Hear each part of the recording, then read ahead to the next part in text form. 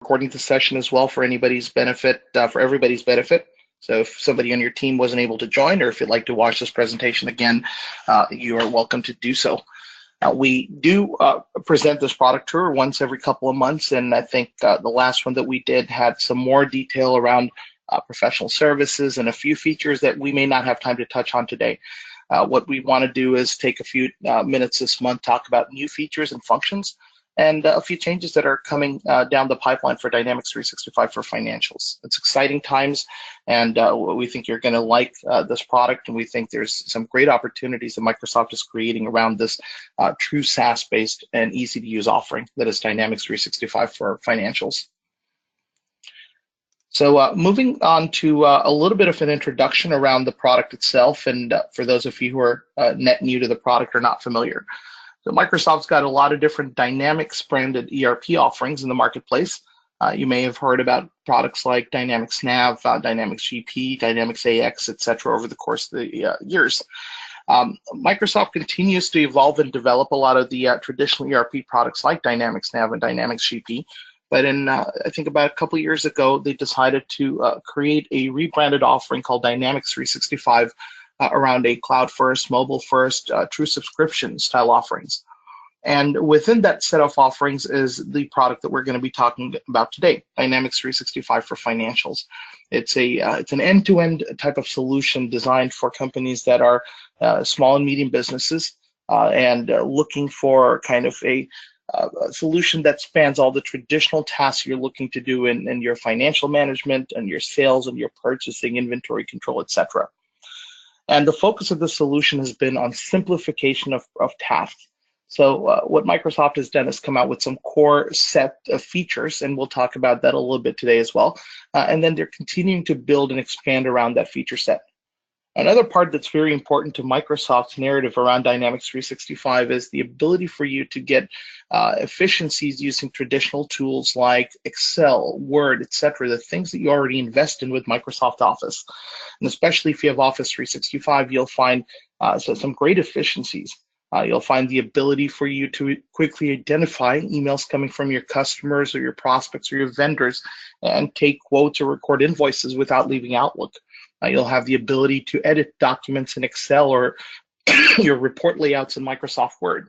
When I'm talking about edit documents in Excel, I'm thinking about taking a list of data from Dynamics 365 for financials to push it out to Excel, where in the comfort of a product that you've used often and for many years, you can quickly make changes that you need. Above and beyond, a little bit further to the left, you see a tool, a little chart of tools called what Microsoft fondly refers to as the Power Suite. So we've got Power BI, which most of you probably have heard of. There's been a lot of marketing buzz around it over the last few years, and there are a lot of user groups popping up in various locations across the country.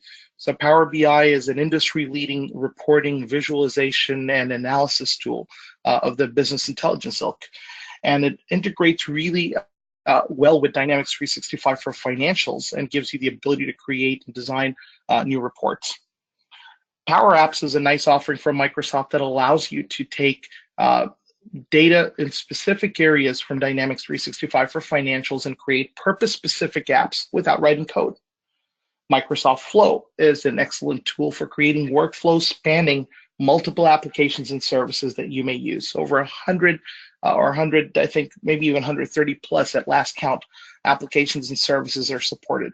So imagine a situation where there's an event taking place in one of the systems or applications that you use, and that triggers a response in Dynamics 365 for financials or some other business system or application that you use.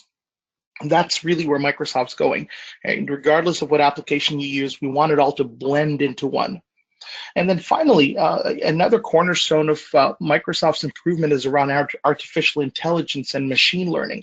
You hear names like Cortana, Siri, Alexa, and all, and a lot of us immediately think about personal assistants that we have in our homes, especially if you're already if you've implemented home automation, or perhaps on your phones and your tablets to quickly find the weather or get directions, etc.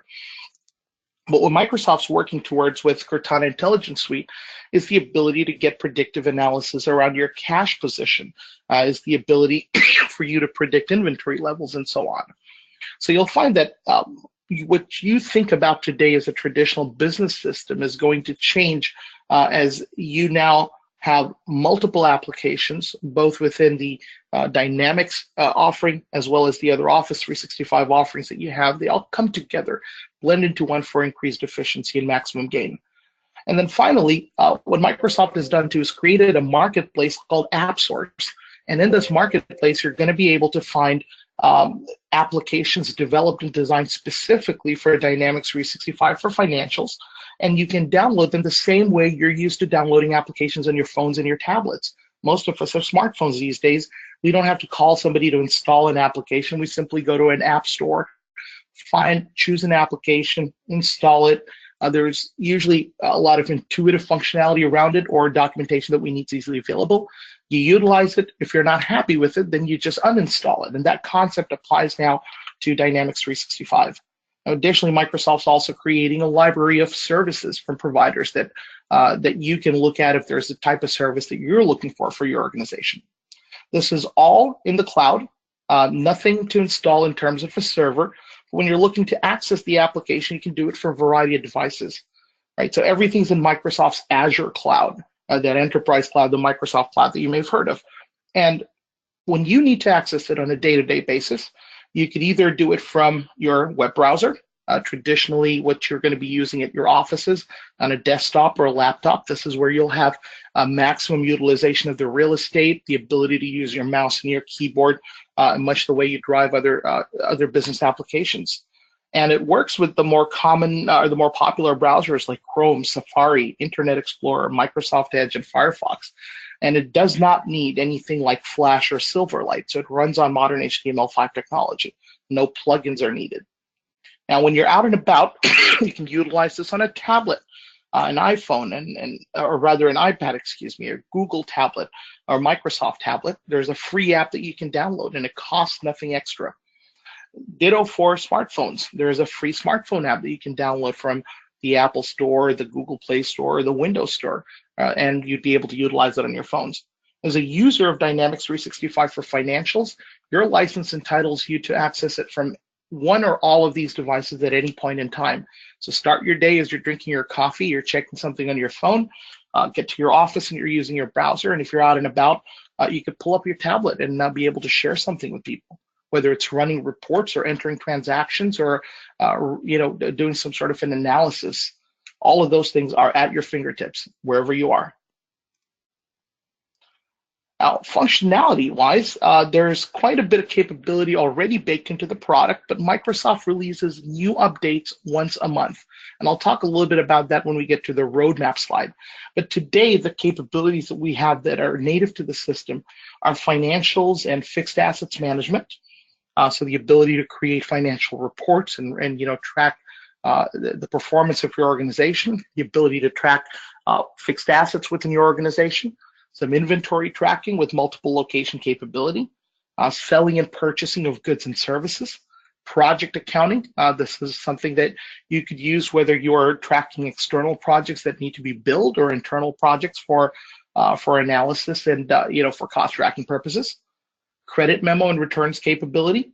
There's some native relationship management capability within the system as well, and strong Outlook integration, so contact synchronization, the ability to track emails, the ability to create calendar invites around projects, and a few other things where your calendar in Outlook is synchronized with your calendar in Dynamics 365 for financials.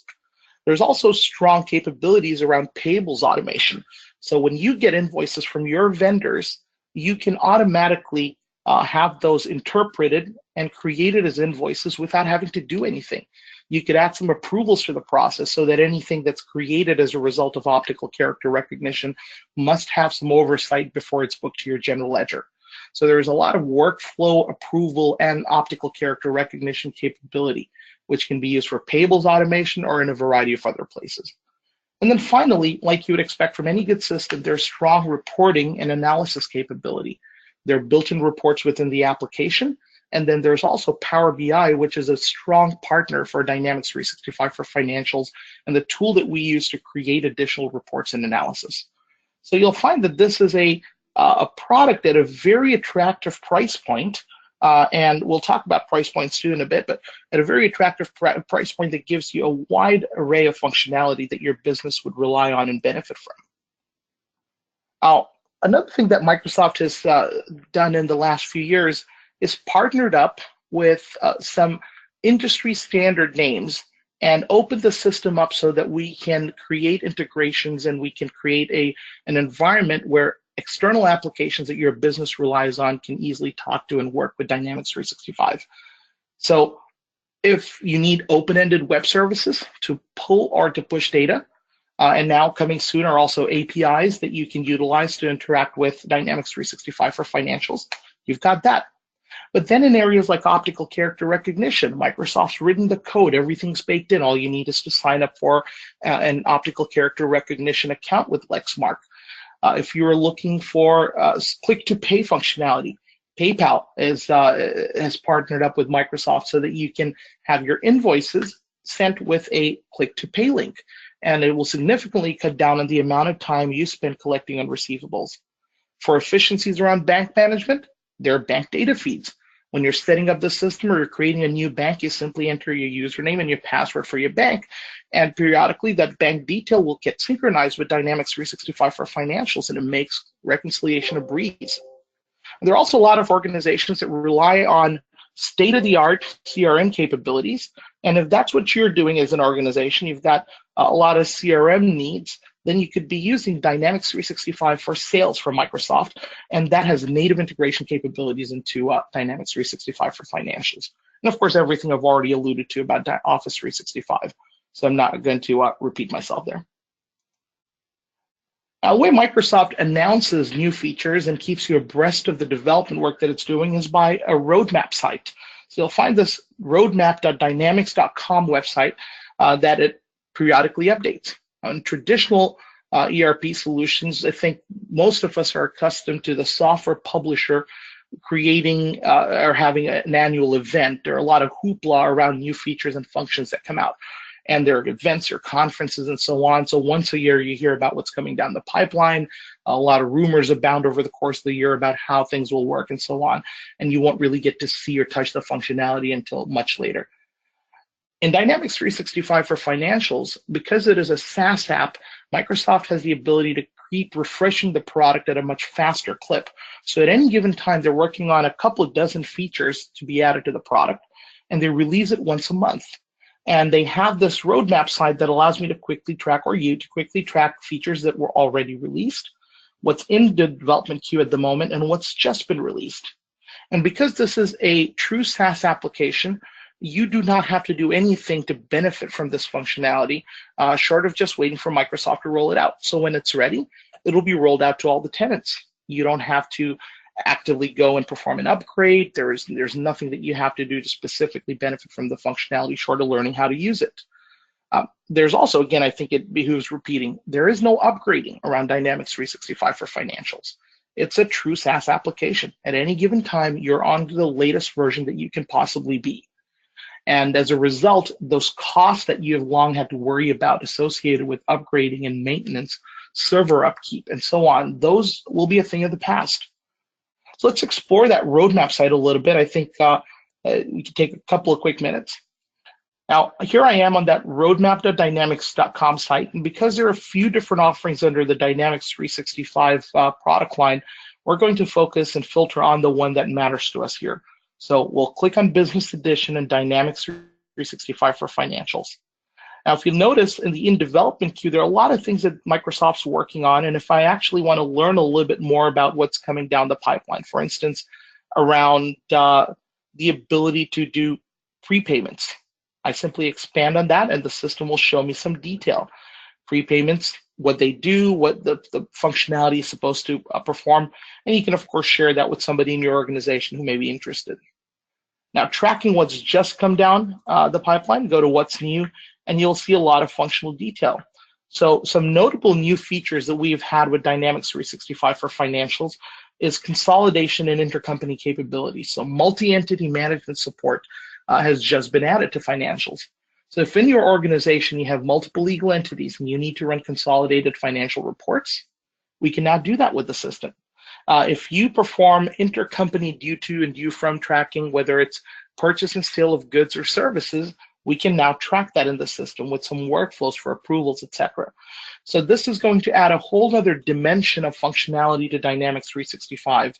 And I think this kind of allows you to scale up from the things that we were able to do just as a single entity operation. So there's a lot of other capabilities that Microsoft has obviously added, and you can track them all under the previously released area as well. And so if you're looking to see what certain things can do. Now, there's documentation available, there's some videos available as well, and I'll talk a little bit about that when we get into the actual demonstration associated with Dynamics 365 for financials. Now, earlier I talked about applications and how to enable or to kind of add some functionality to extend Dynamics 365 for financials. You have this App Store model, and it's very easy to get to. It's just called appsource.microsoft.com. So I'm going to go to appsource.microsoft.com, and you can get to this from inside your Dynamics 365 for financials application as well. And depending on what it is or what type of product or products within the Dynamics 365 portfolio you use, you can see and filter down those specific products or applications. But notice over here, there's about a library of 45 products and more being added, and then also some consulting services that you can benefit from. Now in the app results, as I scroll down, you'll see all sorts of applications, whether it's to connect to an external tool like Shopify for e-commerce, credit card payment management. You'll see things like payroll integration, banking integration, and a whole lot more, project enhancements, commissions, positive pay handling, and much, much more. And Microsoft continues to add more applications once a month. So I would recommend that you come here and check here often if you're going to be using Dynamics 365 for financials. Now, how's the software priced and how do you implement it? It's very simple, really. At this point, it's $40 a user a month, and these are named users for full user license capabilities. So you can read, you can write anything in the system, you can post transactions. Now, like you'd expect, there's some security that you can set up and permissions you can set up to control which users can do what. There's also a light user or a team member type of an offering called at $5 a user a month. And so what this allows you to do is read from the system anywhere that your security allows you to.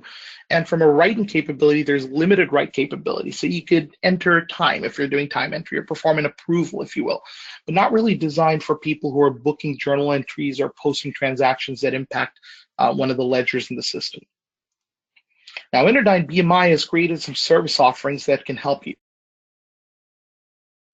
A lot of organizations that we come across are very motivated to do implementations themselves around a product of this nature because it's simplified, and we understand and we want to empower you. So if you're looking to get started by yourself, we do have a do-it-yourself option where you can reach out to us specifically in the areas where you need help, and we provide that in a time and material fashion. Interdyne BMI is also creating a library of training videos and instructions that we can provide to you at a la carte basis. That you can use to then drive training for your internal resources and team members. The more popular offering at Interdyne BMI, however, is our Smart Start implementation plan. It's a fixed price offering where we offer $3,995 or we have an offering for $3,995 where we help you in an accelerated fashion get set up with best practices. So best practices around general ledger setup, best practices around posting setups. We train you on how you can run financial reports, create quote to cash workflows and procure to pay workflows, and track some inventory and fixed assets. Now, there are other advanced features within the product that interest you. Those can always be added as an a la carte option too. And finally, for customers who are looking for a less accelerated approach to implementation, something that's more at their pace with more time and process review of what you do within your business today, we have an advanced start option where we create a statement of work that's bespoke to your requirements, And even those we find tend to kind of be around that 150, or a little shy, a little higher than that type of range. So still considerably inexpensive and still considerably quicker. Smart Start implementations we found typically take about 4 weeks to go live. And so it's, again, very quick. You can be off your old system and on your new system in as little as 2 to 4 weeks, depending on the pace at which you want to do this. Now, in addition to these traditional pricing and implementation offerings, what we've also got is support in a time and material fashion at this time. So we're offering support services for anything that you need, whether it's learning or troubleshooting. And very soon, Interdyne BMI and Columbus are going to be offering a care type of package where you can prepay for services and utilize those over the course of a year. So stay tuned for that. When we come back for our next product tour, you'll see more details around it. We've also created a portfolio of right-sized services for Dynamics 365. So if you are looking to learn how to create your own reports, this is a common request that customers have. They love the product, they want to create some more reports, don't fully understand how they can do it all themselves. So we have a basic and an advanced level workshop that kind of goes about a day or 2 days, and we can do this remotely, or we can do this on site at our offices or yours. So it's in a workshop format. We call it the Do-It-Yourself Report Build. We've also offered a turnkey service for some time around report creation, where based on specifications, or we can help you come up with specifications, we can create reports for your organization. It's obviously estimate based, so it's all time and material. We create a statement of work for you per your spec, you sign off on it, and then we provide the services in a fairly accelerated fashion. And then finally, data migration is another important topic in the Dynamics 365 for financial world. What are some best practices around data migration? There are a few different tools out in the marketplace. How do you utilize them for maximum impact? So there's a bit of demystifying the overwhelming number of tools and the complications around it.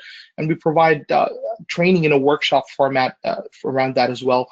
Typically, it's a one-day workshop, at the end of which you should have the requisite skills and some good knowledge of best practices to take your data from your old system into Dynamics 365 for financials. So kind of what we've done beyond this is, if you're looking for more information, created a website called interdynebmid365.com where you can track all the news and events around Dynamics 365 for financials. If you're looking to sign up for one of the plans, if you're looking to get some services from us, you can always just come to our interdynebmid365.com website, click on pricing, for instance, and here you can see the same pricing that I've gone and explained to you earlier. Click on purchase or look at the list of a la carte services and select which ones you want to purchase. And one of our sales team members will reach out to you to help facilitate this process.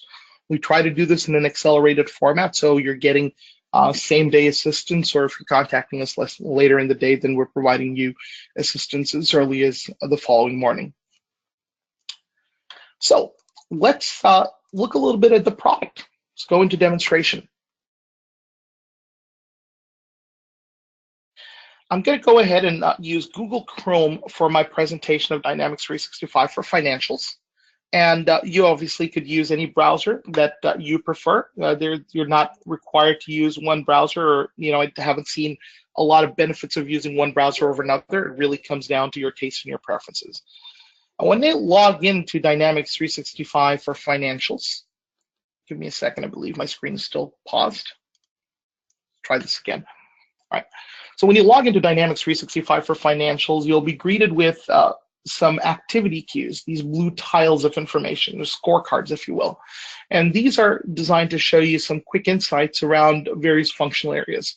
You'll notice, too, that I can see that I'm logged in as a business manager in my fictitious company, or my demonstration company, Cronus USA Incorporated. And because I'm a business manager, I track a lot of different things within my business. So I'm seeing sales and purchases and payments and incoming documents and all of that right over here on my home screen. And there are different roles and profiles available in the product.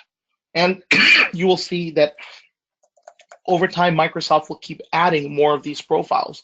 So today we have a handful like an accountant, a business manager, an order processor, which is more sales focused, a project manager type of role center, and so on.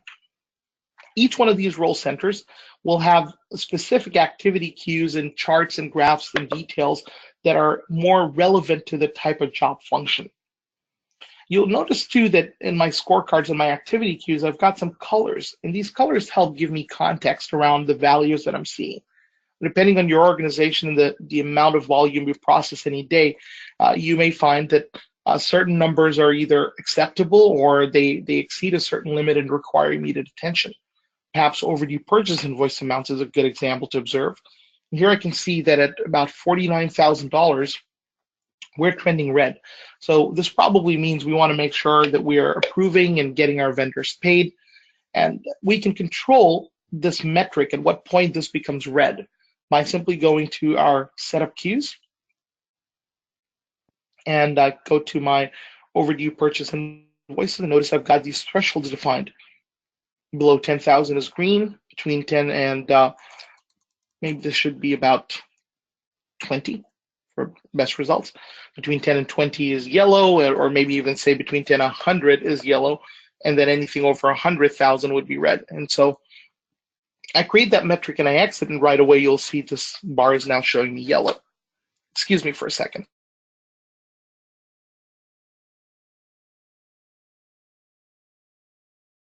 I needed a quick water break, and I'm back. So just by creating little metrics to track on your home screen and managing and kind of allowing your users to rely on these to determine what they do each day, you can see efficiencies in your operations.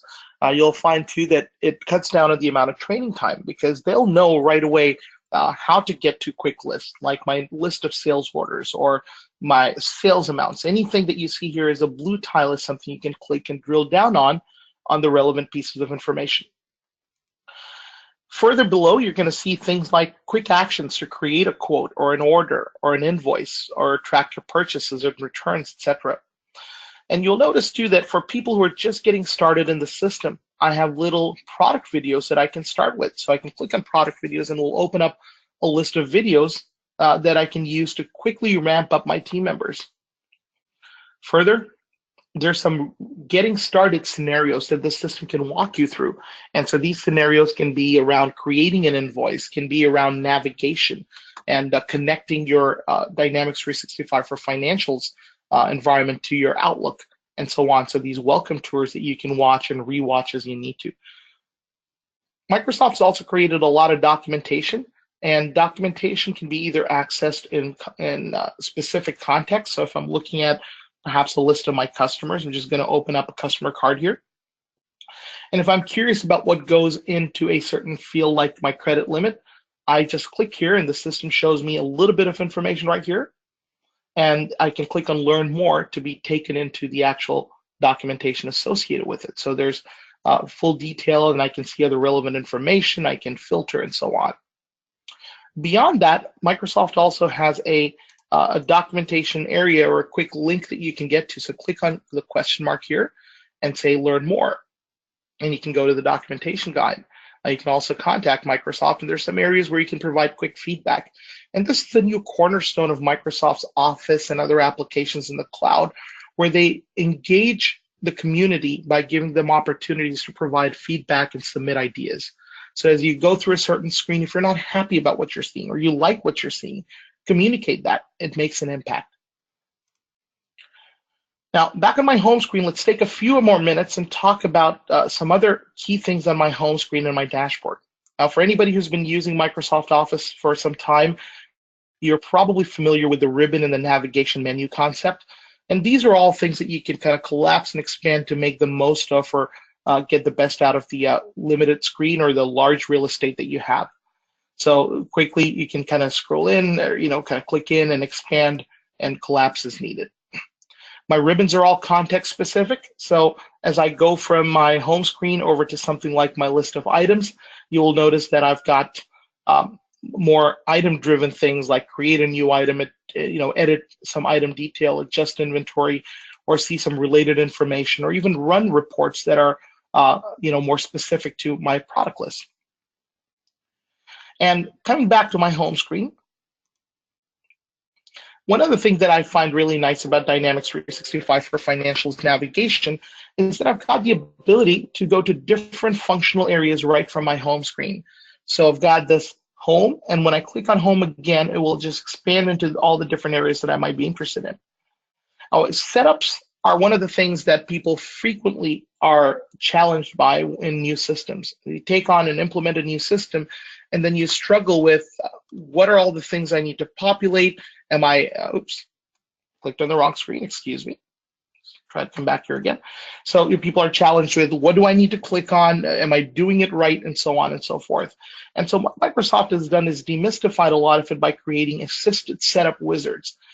If you're looking to set up your email to work with Dynamics 365 for Financials, simply come over here and follow the wizard.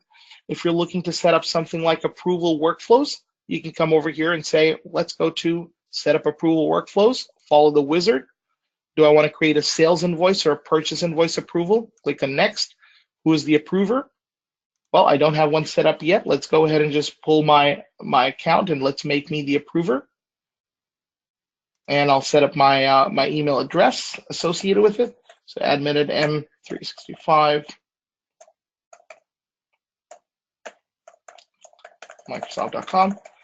This type of stuff in the past in a lot of systems typically requires pulling out a user guide and then seeing, oh, where do I go from here? And, what do I do? Asking somebody. But now this is just 3 screens. I'm done. I've not only done the underlying setup required for workflows to work, but I've also in the process set up a purchase invoice approval workflow. If I want to set up some other workflows, I can go through the process in the library again. There are also some really nice setups around inviting an external accountant. So if you rely on somebody else not within your organization to perform and manage your books and to keep your books, then you can invite them. And this is available to you at no extra cost, one accountant user license. Let's come back to my home screen and observe a couple of other things that I think would be great value for users in Dynamics 365 for Financials. I've got a Rolodex or a carousel of charts that I can rely on. So as I go through my business assistant charts list, you will see things like my performance on financials, so my cash cycle, if you will. I can see things like my financial reports or my cash flow, my P&L, etc. And all of these are interactive. So as I look over any of these, I can click on some detail and then it will drill down into and show me related information. Now, this is an interactive view of my financial reports, and I'll show you a little bit more about this later today. But for now, let's go back to my home screen. But you see you've got that ability to kind of go back and forth and switch between charts. Scroll down and you're going to see a lot more. If your organization is a professional services driven organization and you collect time for project work and so on, or absences, we've got timesheets capability where your users can simply go to their open timesheets and a manager is made available for them, and they enter that time, submit it, and then the managers responsible for approving it can review, approve, reject, and so there's these activity queues that give them the ability to see everything that's going on. You can also create short lists of favorite accounts, customers, vendors, etc. If you frequently work with certain records. And then here's one of my personal favorites, the report inbox. Now, in my years implementing and using ERP systems, one of the things that I've found is we spend an inordinate amount of time just trying to get through the beginning of the day with the important reports that drive the rest of our day. So if you're on the payable side, you're probably coming in, you want to look at your HAP report. If you're on the sales side, you're coming in, you want to see how far have I come with my sales targets. Sometimes these reports make good dashboards, so I want to see them on my home screen to interact with. Other times it's a lot of detail and I want to have them printed out. I want to have them readily available so I can scratch and mark and work on them. Or maybe I need snapshots at different points in time. I want to assess how things are progressing over the course of a month. The report inbox serves that purpose. I will not need the assistance of an IT person to do any of this. I simply come and schedule the reports that I need, and these will be run and delivered into my report inbox in the desired format. So I can make them appear as PDFs, as Excel files, or Word documents. And so here, if I'm looking at my customer top 10 list that was run yesterday at 7:29 p.m., I click it. The report's already been generated. So just like that, I click on it, it downloads a file. I can look at it if I want to. I send it to my favorite printer or save it someplace. Otherwise, I can also just leave it here and come back to it again and again. If I want to delete it, I can come and select and delete that as well. How do I schedule these reports? Pretty simple, right? You come to show queue. You would expect it to be pretty simple, rather. So you come here, instead of creating a new one, let's take one that I've already got, my customer top 10 list. And when we were setting this up, I basically created a few rules. Selected the desired report, my customer top 10 list. I decided when the earliest date and time were when I was first setting it up, and then as it runs, it tells me when the next date and time will be for it to run. If I have some parameters I wanted to consider, I can select the report request page, and I could select which are filters, parameters, dates, etc. that I want. And notice too that in dates, I can actually have dynamic filters. So instead of hard coding a date, I could say something like today minus 30 days dot dot today. Kind of track the last 30 days and create additional filters, etc. And then my output type, I can select PDF, Excel, Word, and if I also want to, I could have some scripts that run in the background, so these don't necessarily have an output, an automation task, so I can select that to run as well without having some sort of an output generated.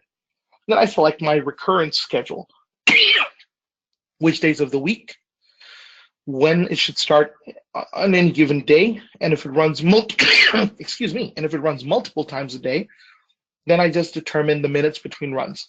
Do all that, you set it to ready, and the system just runs this in the background, and it delivers the reports at the defined times.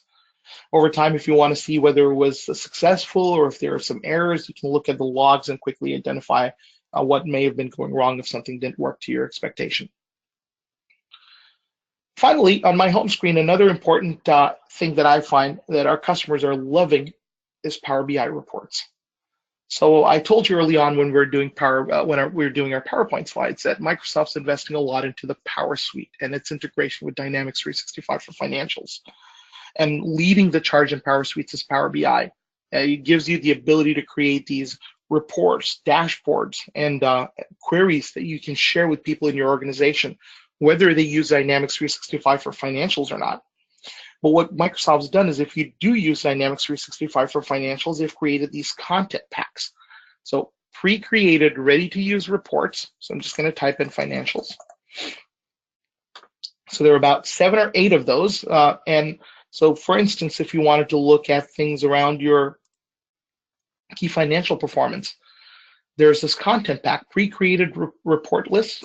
And all you do is you plug and play with your credentials and it will populate these placeholders with your data. So here in my environment, I've already got all of these content packs set up and I can create more reports as well. But to take an example of this main report, I click here.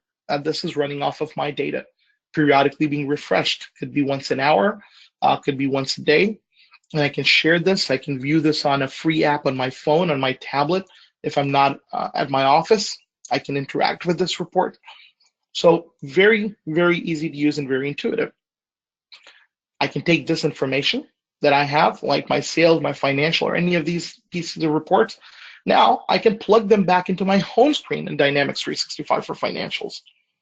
So because it's all using my Office 365 login, so I can kind of use my app switcher to go into Word, Excel, Outlook, etc. I can also just jump into Power BI, create the reports, and then map them right over here. And my users can then benefit from the report details, whether they want to look at one report at a time, interact with it, see additional information, kind of create spotlights, export this data for some additional manipulation, etc. And you'll find too, I don't have this readily set up in my demonstration environment, but I can have context-specific customer vendor item type reports using Power BI in my appropriate list. So if I'm selected on or viewing Coho Winery, I could have some context-specific filtered reports for Coho Winery right here in my list of customers. So a lot of these tools will give you great leverage, the ability for you to find, report, and stay on top of business trends that drive your organization. Now, when you're looking to utilize the system, there's some quick navigation tools and tips that Microsoft has created. If you want to find a menu or something that you don't see up here, it could be a report, could be a screen. Maybe I want to go to my chart of accounts. I can just say chart of, and you'll notice that the system comes up with a lot of results. And these icons also give me some context. Is it a list? Is it a report? Is it a setup? And then I just find what I'm looking for and I click and I go to that screen. If you're looking to find a transaction in the system, there's also something called Navigate. And Navigate is in a lot of functional areas, and it allows me to find things by my document number, or a document by a date, or something by a customer, vendor, or bank account reference. So I can see a vendor's invoice, a customer's PO number, or a bank check number or something, a deposit number, and use that to trace documents. And very soon, you'll be able to find items by serial number and lot numbers as well. This functionality is not available today, but it's on the roadmap. As a matter of fact, between now and spring of 2008, Microsoft intends to add a lot of functionality, and there will be a major update in spring that's going to bring this product to parity with a lot of commonly used ERP systems in the mid-market. So easy product, it's good pricing, great functionality will be available at your fingertips. So finding documents, finding screens, you notice it's pretty simple. Let's go to a slightly different step now. Let's kind of move away from navigation and talk a little bit about a few things that make this product unique. I think any good conversation around strengths for Dynamics 365 for financials should start around what is unique around the financial management area. Most customers that I talk to are coming from systems that are more segment driven. What I mean by that is in your chart of accounts, let's click this away from here. In your chart of accounts, you've got a natural account number and some hyphens that separate segment detail, like departments, customer groups, grant codes, restriction types. So if you're in a nonprofit or fund accounting world, or some other types of services or projects and so on. And over time, that chart of accounts becomes very cumbersome to manage, right? So it just keeps growing exponentially. Every time you add a new department, if one of your segments is a department or a grant, you're going to have to create an entire complement of accounts to accommodate that. Also, you would be required to update your financial reports. A significant amount of upkeep goes into it. Now, with Dynamics 365 for financials, we're just tracking our core, our natural account numbers here. And my account structure here is quite simple. 1,000, there are 10,000s for assets, 20,000s for liabilities, and 30 equity, and so on and so forth. So as I scroll down to my 40 and my 50,000s for my revenue accounts, you'll see I've just got a handful of accounts here. But my system still gives me the ability to track all the things that you would traditionally have tracked as segments. And we do that using a construct called dimensions. Before we go to the dimension screen, I want to also introduce you to another good thing in Dynamics 365 for financials, which is the ability to create your financial reports almost within a day of starting to use the system, if you can bring your financial detail in, if you can bring some historical data in. And the way the system accommodates that is by allowing you to identify account types, categories, and subcategories. So if I were to pick up this particular account, you can see that this account, checking account, is part of my assets group under my balance sheet. And then further, I can categorize this into groups like cash or another subcategory if I want to. So by making sure that every account is either placed into a balance sheet or an income statement, and then into broader categories of assets, liabilities, equities, income, COGS, or expense, and then into user-defined subcategories, the system can quickly pick up and create financial reports for you to leverage. Balance sheet, income statement, statement of retained earnings, and a statement of cash flows. These are generated right out of the box without you having to do anything. But typically, every accountant and controller and CFO has some preferences around the amount of detail that you will get with these financial reports. And to that end, you have a report writer within the system. So you can either leverage these pre-created financial reports, or you can send them to Excel as well, where you can refresh and manage that. So these Excel reports are very handy too. I can just export something to Excel and refresh them on will. Or I can use a report writer, and I'll show you the interactive report writer as an example too, where you can go in, modify the layout of the rows, modify the layouts of the columns, and the system will then give you the specific outputs that you're looking for. So here I'm just going to quickly pull up a sample P&L. So this is nothing that I had to create on my own. The system looked at, analyzed all my accounts, and just will create that output for me. And it's going to run in the cloud. It's going to download this, and so here's that sample layout that I have. If I want different column layouts or more detail, that's when the report writer serves my purposes. Let's go back to the chart of accounts. Let's continue on that conversation I was having around dimensions and segments. Right, so now that we've established what our chart of accounts looks like, what if I want to have those departments? What if I'm a not-for-profit or kind of a nonprofit organization looking to track grants, programs, restrictions, and so on and so forth? You go to an area in the system called dimensions where you can define up to 8 unique dimensions, or 8 unique dimension types to be more appropriate. Here I've got examples like department type, customer group, product type, etc. And if you are looking to add another one, you can just say here, for instance, grant. I can have restriction. And then within my restrictions, I can have things like permanently restricted, and then temporarily restricted, and then unrestricted.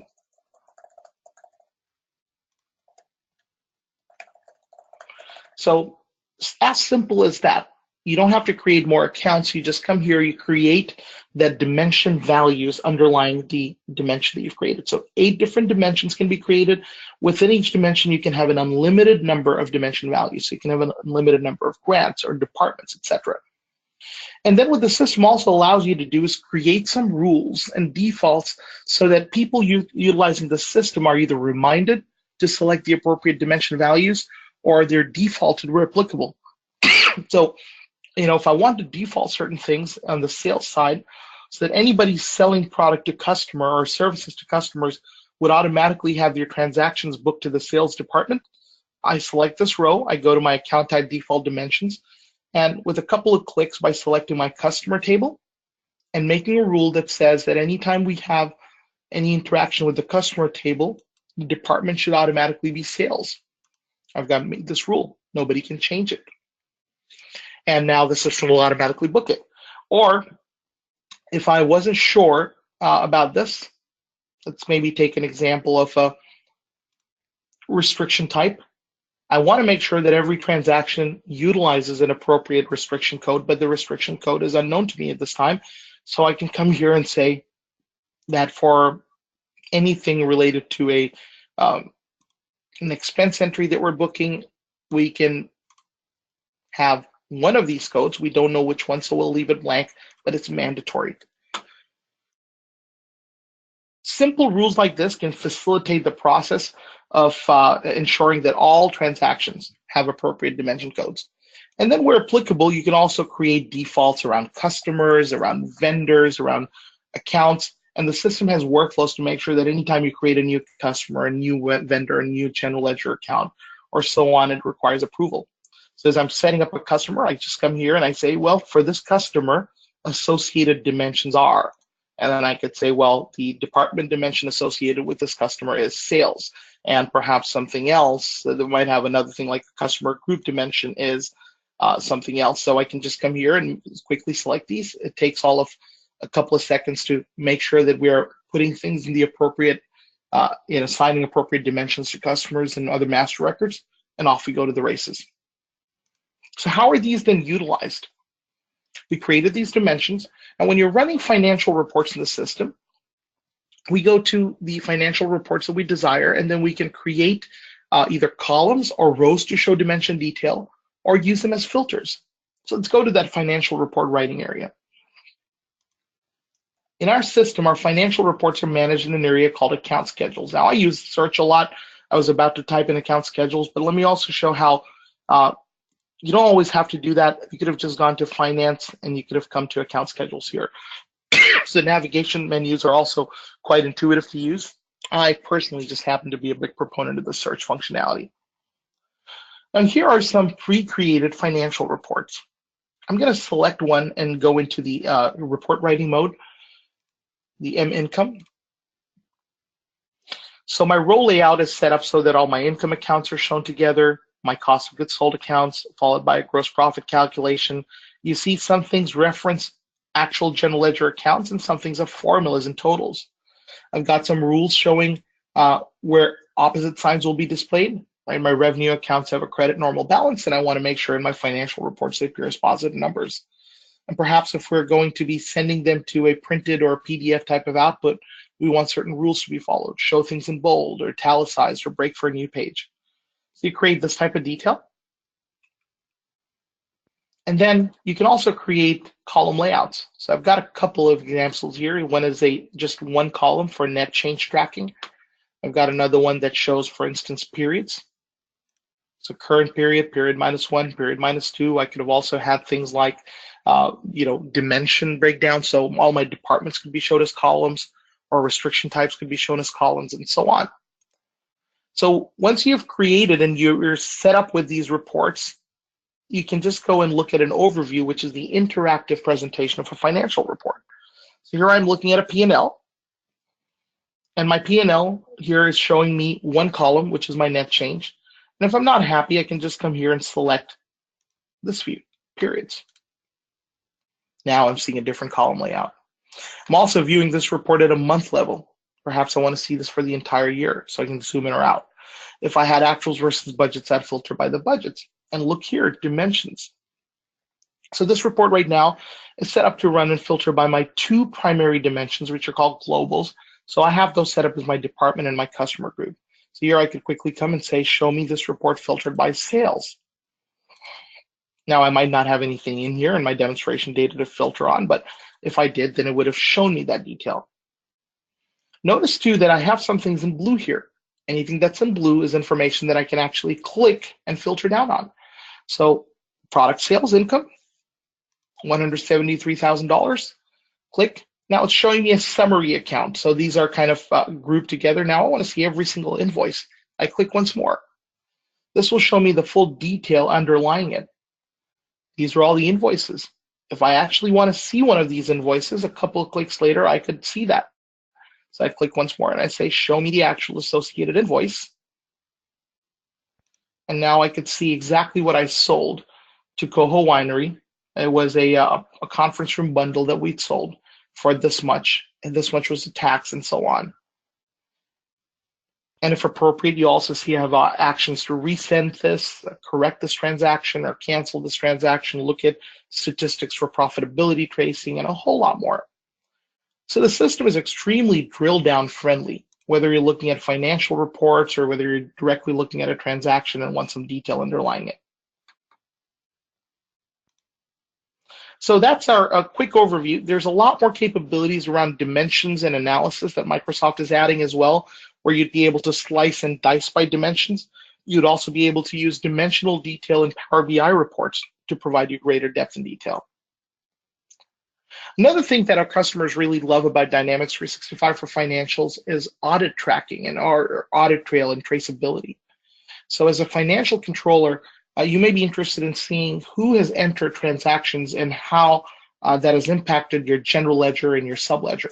So there's an area called GL registers, which can either be run as a report or it can be managed directly in an interactive view. So here, every single transaction that I post is recorded with a date of the transaction creation. And then I could select that row, who created it. Then I could say, show me what happened in the general ledger as a result of that transaction. So it shows me that this invoice was posted. If I want to see the actual invoice, I click on navigate and I can see the invoice. If I want to see whether this had any customer payable or customer receivable impact, I click here and I can see the detail behind it. If I want to see whether it's been paid or not, and those details as well, I can track underneath it. If this had come from something related to a check payment, I could see the associated bank ledger entries, the vendor ledger entries, and so on. So this area allows you to quickly track when, who, and what was done in the system. So all of that is at your fingertips and easy to trace and track. Let's move on and talk a little bit about some operations side of things. Customer, vendor, product and services, and so on. So I'll spend maybe about 10 minutes or so around those functional areas. So if I'm looking in the system and want to see a little bit more about a customer I'm working with, my customer master allows me to track all sorts of basic information like the communication, the contact detail, but also gives me the ability to then track multiple ship to addresses. it gives me the ability to track special prices and discounts I may have eligible for them.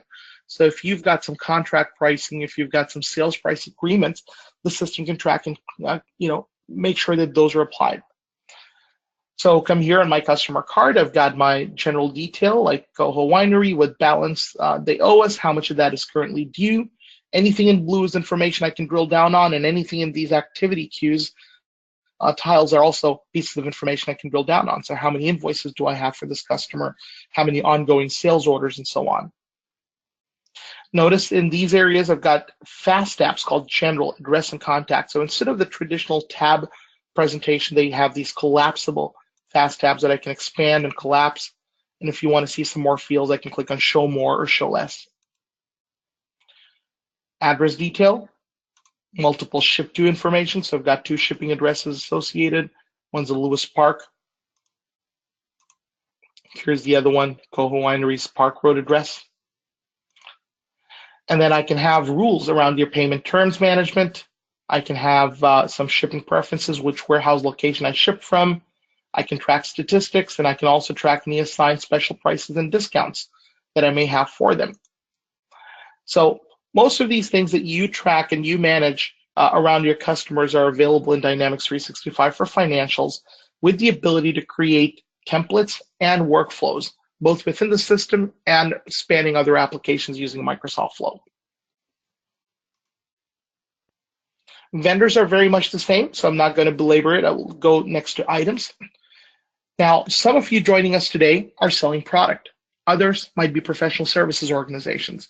Some of you yet may not be in the really selling things through Dynamics 365 for financials at all. You may be in the health and hospitality vertical, and maybe you're more focused on consumables and you're more focused on purchasing. Dynamics 365 for financials works great for all of you. Let me give you an example of an inventory product first.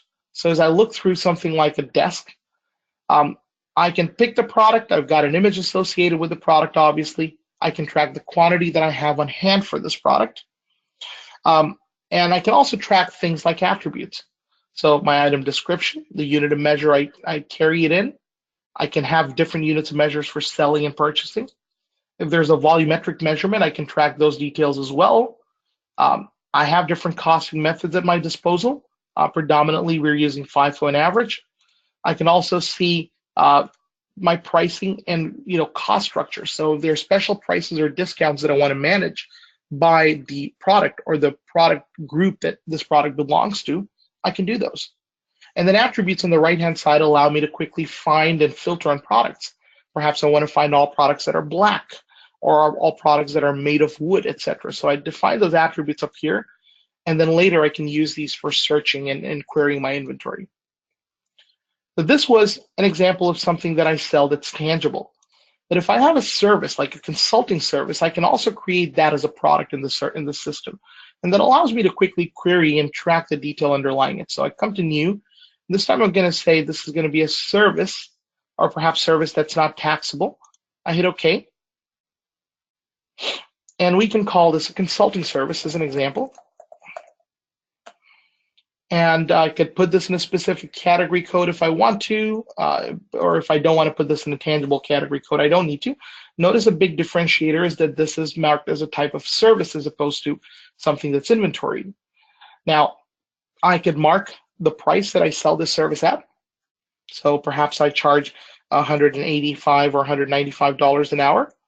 So I put that in, and my base unit of measure is automatically marked as hour. And if I have some special prices and discounts, I can apply those as well. Now, at this point in time, I could quickly utilize this at any point in time in a sales transaction. Or even if I'm procuring services from somebody else, I could actually use this as well and say, what is my typical unit cost associated with procuring the service? So if I'm purchasing consulting services, I could still have created this as a service item. I can assign pictures and a whole lot more too.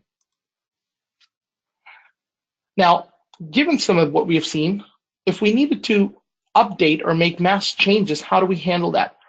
I go to this area called Edit in Excel. This will export this list of hundreds of items or hundreds of customers or thousands of them, and I want to make some quick changes. I don't want to go from card to card to card. So I download this list, and then I open this up in Excel, and a little plugin that will automatically get enabled called the Microsoft Dynamics Office plugin. And the first time you come in, it will require you to sign in. So I'm going to go ahead and do that. So you sign in with your Office 365 account, the one that's associated with your financials tenant.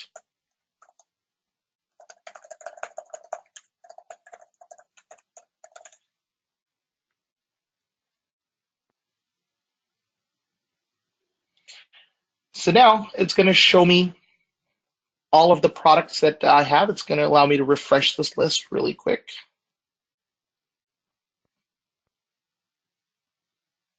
So these are all the parts that I have in my system.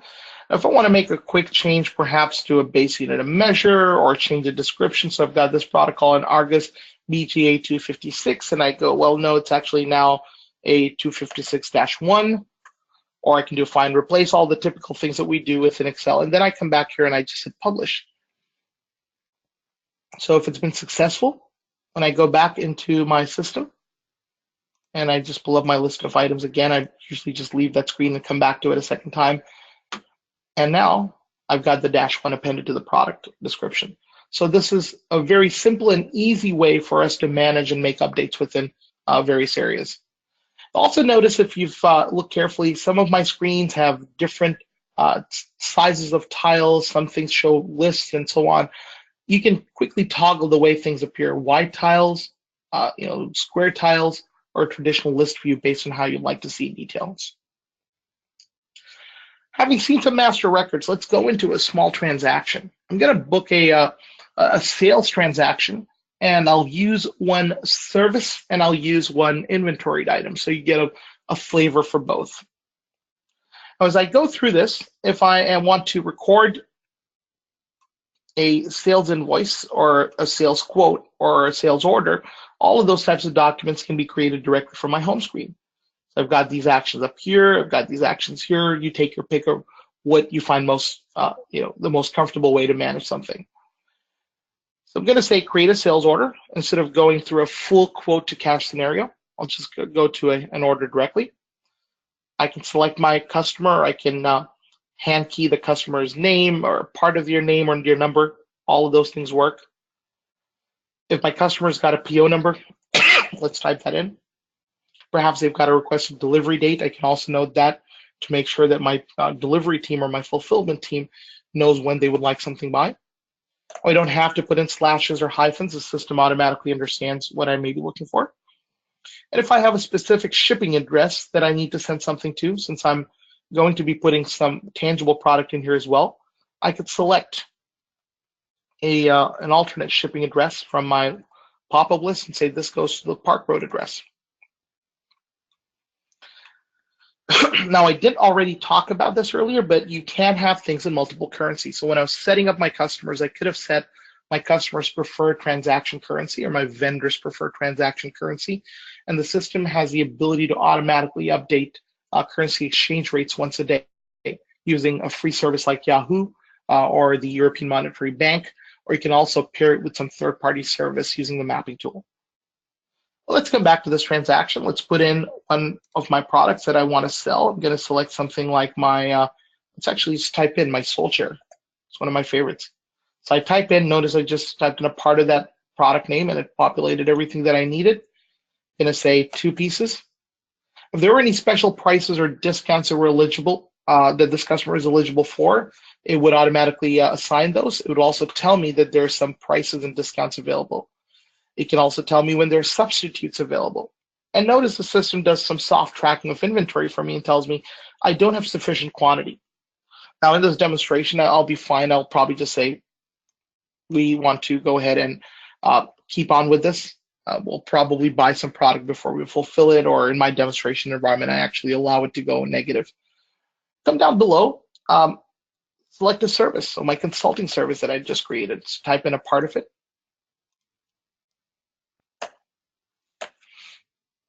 So now I've got 1 hour of professional service or consulting service associated with this. If there were any workflows that were in place, I could have had the approval request sent over and the approver would get an email.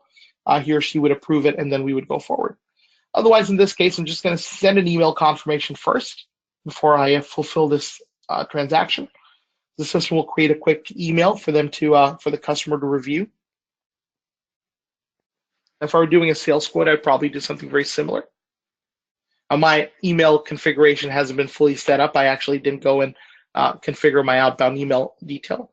But here is a sample of that order confirmation. Now you can change the way this looks. You have the ability to design the layouts and switch them to your organization specifications, whether it's color, form, detail, etc. This is a sample report that we have. And then when I'm ready to send this off, if I'm the only person in the organization handling all of this, I could actually post and send this, which basically means we can ship this out, and I can see my quantity to ship detail right over here, and I can also create an invoice. Or there can be one person responsible for shipping and another person responsible for invoicing. So there are a lot of different workflows that you can implement in the system. So just like that, I've got my shipping and my invoicing done, and that kind of wraps up that transaction. I can see the posted detail of the invoice that we've created for the customer. And this is my internal invoice reference number. And when it comes time for the customer to pay, they can either send me a check, or if they're using the PayPal click-to-pay service, they can pay and it automatically reconciles all that detail. So the system makes it easy for you to collect on your receivables.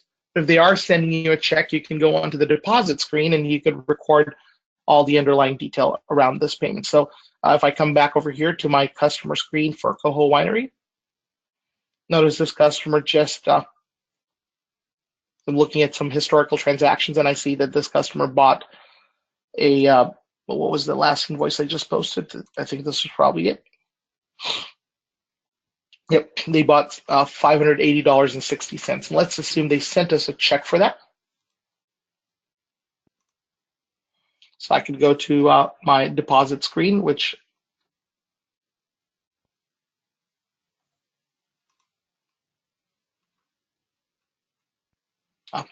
I'm not in the accountant mode, so I'm just going to go to my deposits from here. Say create a new deposit.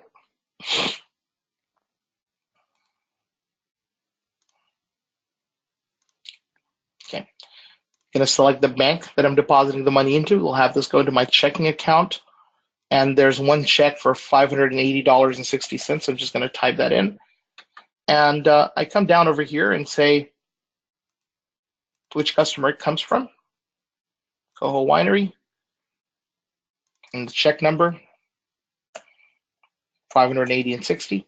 Now, I want to save myself a little bit of time and apply this right away to the appropriate document. So instead of kind of coming back and going back later and applying that at another time, let me just say choose my columns and see if I can't select the invoice it's for. So applies to document type of invoice, and the document number that it applies to is this one. So I'm looking at the remittance advice that they had. I do that and I can hit post. Just like that, we've recorded the incoming payment. And now if I were to go back to my customer card, you would see that this is a reconciled payment. This is something that's been settled fully. So I go to my customer card. If I'm looking at my customer's ledger,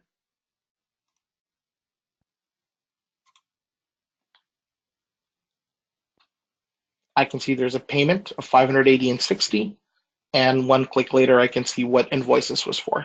So it goes to invoice 103-200. Now, this was a more simple manual way of me recording my my incoming payments from customers. But if you are using the more advanced bank feed service that's included with Dynamics 365 for financials, you could have just gone to your bank accounts when you're setting them up, and you would utilize the create new linked bank account feature. And periodically, the system would show you in a journal called the incoming payments journal. You would see all these payments that the customers have made. So if they wire some money to you in that amount of $580.60, the incoming payment journal would show you that detail. You would then be able to say match automatically, and it would match it to that appropriate invoice. And if it couldn't, then it would give you the opportunity to manually match those. But again, save you a significant amount of time in reconciling things that are being paid by customers. By the same token, it helps you with bank reconciliations. It also helps you with positive pay tracking.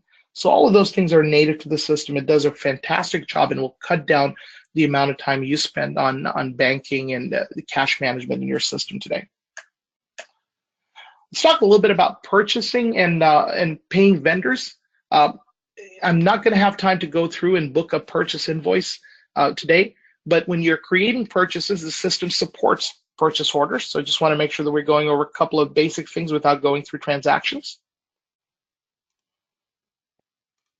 So the system supports purchase orders, purchase credit memos, and purchase returns, and also just invoices if you're recording something that's more service-driven, rent expenses, and so on and so forth.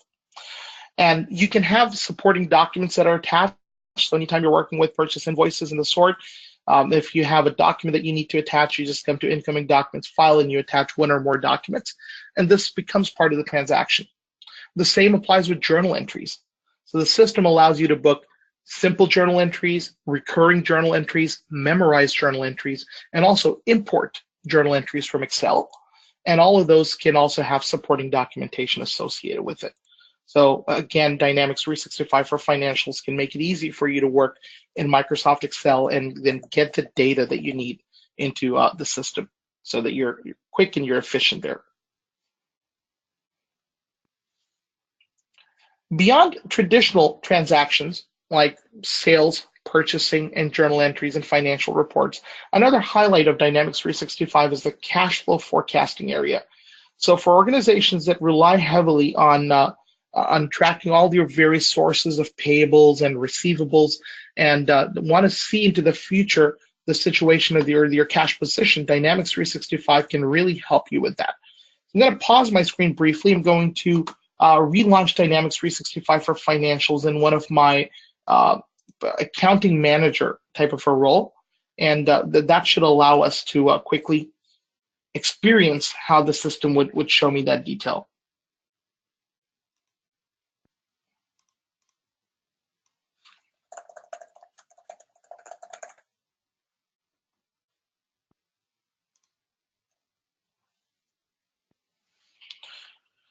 So notice as soon as I log in, I'm now into a different role center. I'm in the profile role center of an accountant. And here I've got my typical finance performance charts and then my cash flow charts. And my cash flow area shows me things like my receivables, my payables, my liquid fund sales, and all that detail today. And then allows, and this is where my demonstration date is set in April 2017, if you're wondering. And then out into the future, it forecasts my cash position by looking at what's happening. Settlement of my due, my payables and receivables that are due, any discounts I receive or provide for early payment, any new sales orders or purchase orders that are in the system that are future dated, manual projections of expense and revenue, like my rent expense isn't going anywhere. So a lot of those types of things will be right over here and considered. Now, in addition to all of that, you can also set it up so that it incorporates the benefits of the Cortana Intelligence suite, so that it can further enhance my projections if I have 4 to 5 periods worth of financial data to rely on. When you're setting all of this up, it's so simple for you to work with. You go to your cash flow forecast and you simply decide which buckets you're interested in tracking detail from. So come over here and you could say that I want to track my cash flow forecast from liquid funds, receivables, sales, fixed asset disposals, and so on and so forth, even my budget, and then use Cortana Intelligence Suite, and then I hit OK. And the system would calculate and recalculate these, and it could then populate both my dashboard component and also give me the ability to periodically refresh this data and present this in accumulated cash or change in cash or combined type of format, so I get some better outlook at what my situation is and how my organization is performing. You'll notice too that as an accountant, much of my home screen is different. Gone are things around sales and purchases, and there's more of a focus on payments and document approvals, and more focus on creating some of the things around payment reconciliations, bank reconciliations, etc. So every role center and every profile in the system is really focused around certain tasks, and then you derive the maximum benefit and efficiencies around it. As I start to wrap up, I want to focus on a little bit of the Outlook capabilities. Now, if I have an individual who's sending me an email, so let's go to my customer here, Coho Winery, and I'm going to temporarily add myself as the main customer associated with it. So this is my email address. And from my main Outlook, I've got a 2 window setup here. So I'm actually going to send myself send an email to the administrator here and ask for a quote. And so I'm going to go to my just come over here, bring this up, admin at 365x.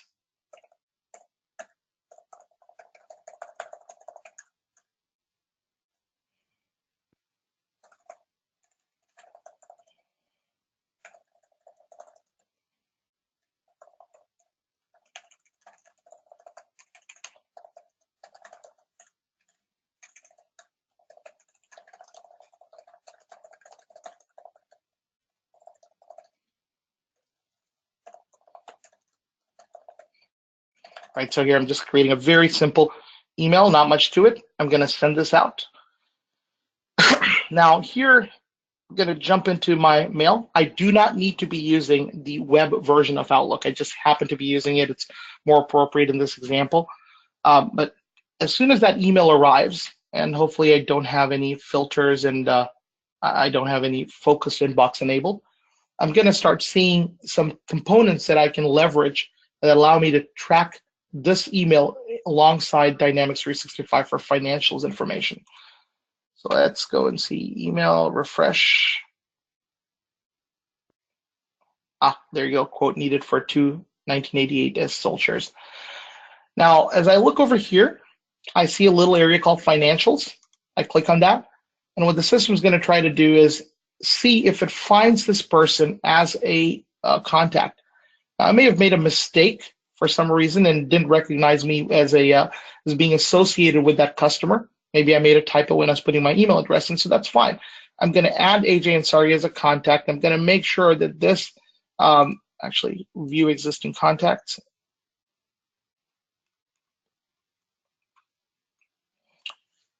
You know what, let's just go ahead and add that. And we're going to associate this with my company, Coho.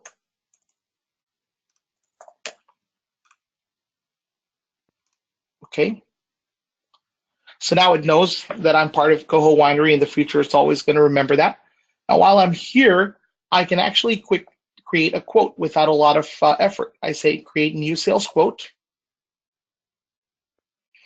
And it's going to populate the customer's information. And all I need to do at this point is simply type in the product that the user is looking for. So I put in Sol, I put in 2.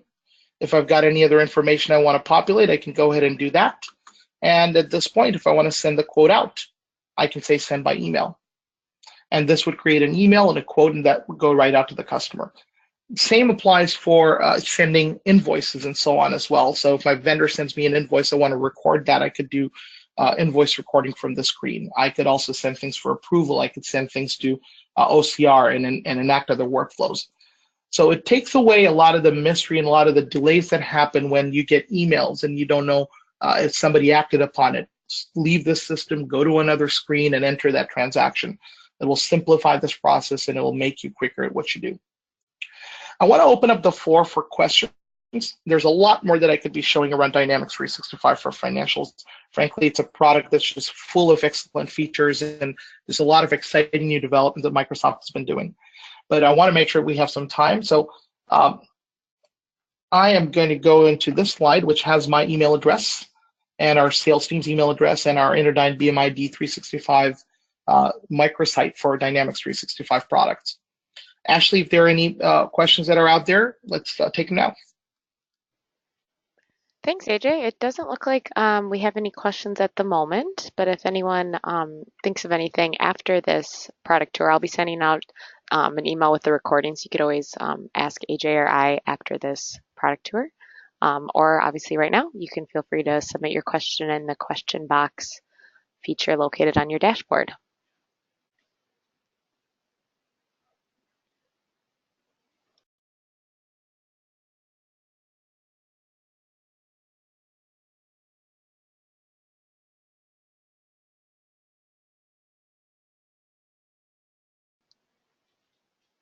Okay, if we don't have any questions today, I want to thank AJ for hosting this product tour, and I want to thank everyone for attending today.